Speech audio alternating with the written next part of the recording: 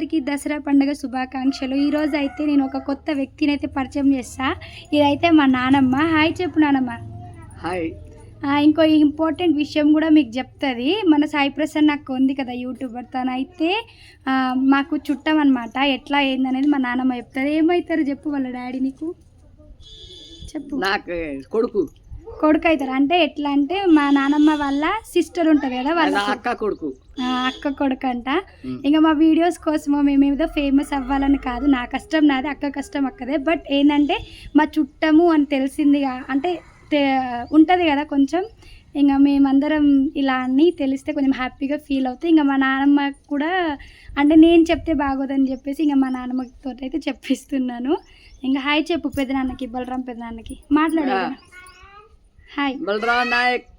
Hi. ఇలా అనమాట. మా వీడియో ఎలా అనిపించిందో కామెంట్ చేయండి. Bye friends.